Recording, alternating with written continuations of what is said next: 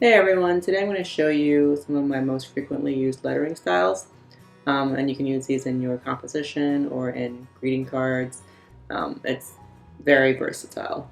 So the first one I'm showing you is the monoline style, which is very simple. It's kind of like your handwriting, except you're trying to make it a little bit neater and in this case I made it all capital letters, but you don't have to. You can intersperse capital and lowercase letters, but just try to make it a little bit neater so it's easy to read.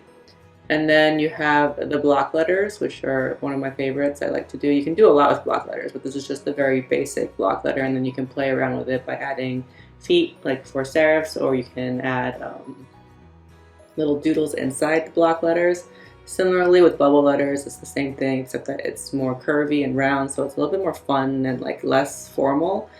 And then, I just like to add some bubbles because it is a bubble letter.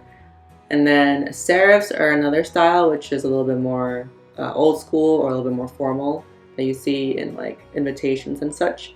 And they're basically the same thing as, you can consider them the same thing as monoline, except that wherever the downstrokes are, you're going to make it thicker. So like the downstroke of the S is thick, and then the stem of the E, because that is also a downstroke, is also thick. And then you just add little feet to the edges of your letters, and that's what makes it serifs. And there's all kinds of feet you can add. These are the most basic kind, the little triangular ones that are rounded, but you can also do like a rectangular feet, and like you can look it up on Google or any of the on Pinterest for ideas of what kind of feet you can add to your serifs. So the idea behind doing a hand-lettered card or a hand-lettered piece is that it's not going to be perfect. So as you can see, the lettering sizes are not very consistent. Like my S is far wider than the rest of the letters. But it's okay because it's a little bit, it's handwritten. It's not going to be perfect. If it was perfect, you would just go for fonts. Okay, and then calligraphy is definitely another style that you can use. It is a little bit of a harder skill to learn. It takes a lot of practice. But you can also do faux calligraphy, which is basically, if you know cursive, is very simple. You just write out the word in cursive, and then wherever your downstrokes are, similar to the serif, you're going to thicken it. So for example, I did faux, but I kind of did it in a calligraphy way, so I'm redoing it with calligraphy.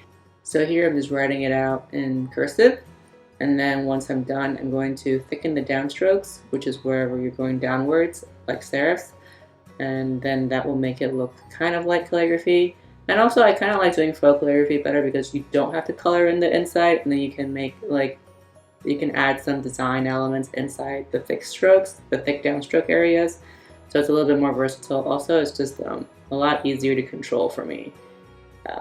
But it's personal preference, and there's no right or wrong way to do it. Okay, so these are some of the basic styles. You can also make any of these styles into 3D. Mostly I would do it with either block letters or bubble letters because it's a lot easier. And then for 3D letters, you just have to decide which side your light source is, and then the opposite side is where your bubble letter will go.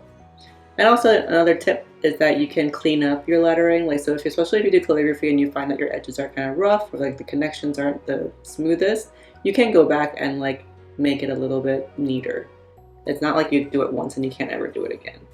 And a little bonus tip is that you can, to make lettering more fun, you can change the sizes of each of your letter. It doesn't have to be all the same width or the same height. It gives it a little bit more of a, I guess a little more of a character building if you make it different sizes. It has more personality. There we go. And then finally, one last tip is that you can do the same thing with monoline as you do with serif. So like just thicken the downstroke, and that will also change up the look of your letters. That is something I do fairly frequently for my monolines because it's just easy to do. All right, so that's it for today, and I hope you found it helpful. Thanks so much for watching.